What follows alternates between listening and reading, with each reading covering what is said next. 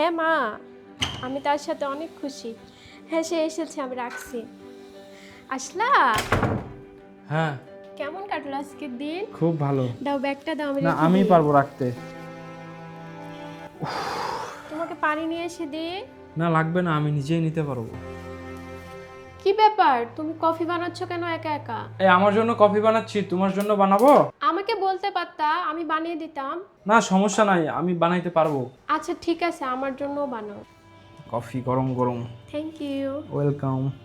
আচ্ছা, তোমাকে একটা কথা বলবো? তুমি কি আমার উপরে রাগ করেছো? না তো। আমি কি কোনো ভুল করেছি? তুমি কেন ভুল করবে? কোনো তো ভুল হয়নি। তাহলে আমার বিয়ের পর থেকে আমি দেখে আসছি, তুমি যখন অফিস থেকে আসো তোমার ব্যাগটা পর্যন্ত আমাকে ধরতে দাও না। তারপরে তোমার জুতা আমাকে ঠিকভাবে রাখতে দাও না। অফিস থেকে আসার পরে যে আমি তোমাকে একটু ঠান্ডা পানি দিব, সেটাও তুমি আমার হাতে নাও না। এই যে এখন তোমার কফি খেতে ইচ্ছা করছে, তুমি আমাকে বলতে পারতা, আমি বানিয়ে দিতাম। তোমার কাপড় ইস্ত্রি তুমি নিজে নিজে করো, মানে নিজের কাজ সবগুলো নিজে নিজে করো। তাহলে আমি কেন এসেছি বলো তো? আমি তো সব সময় দেখেছি আমি আমার মাকে, বাবা যখন অফিস থেকে আসতো, মা আগে দৌড়ে গিয়ে ব্যাগটা নিত, ঠান্ডা পানি দিত, আবার জিজ্ঞাসা করতো তোমাকে কি কোনো শরবত বানিয়ে দিব, তুমি আজকে কি খাবা, তোমার জন্য রান্না করব। আর আমি তো সব সময় জানি যে ঘরের স্ত্রীদের কাজই এরকম, স্বামীর সেবা যত্ন করতে হবে, স্বামী যখন যেটা খাবে সেটা বানিয়ে দিতে হবে। তাহলে তুমি কেন আমার কাজগুলো আমাকে করতে দাও না? এটা কোথায় লেখা আছে বা কোথাকার নিয়ম যে করতে হবে স্ত্রীকেই করতে হবে? আমি যখন ব্যাচেলর ছিলাম তখন তো আমি নিজের কাজ নিজেই করতাম সবকিছু।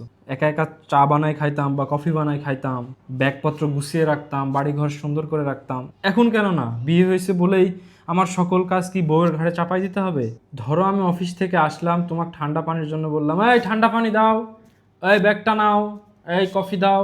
আমরা অফিসে কাজ করি ঠিক আছে, কিন্তু একটা মেয়েও কিন্তু সংসারে কাজ করে। তুমি যে রান্না বাড়ি করে আমাকে খাওয়াও, সকালে অফিসে যাওয়ার সময় টিফিন রেডি করে দাও, তাহলে আমি কোন বিবেকে তোমাকে আবার প্রশ্ন করব, আবার জিনিস করতে বলবো, এটা করতে বলবো?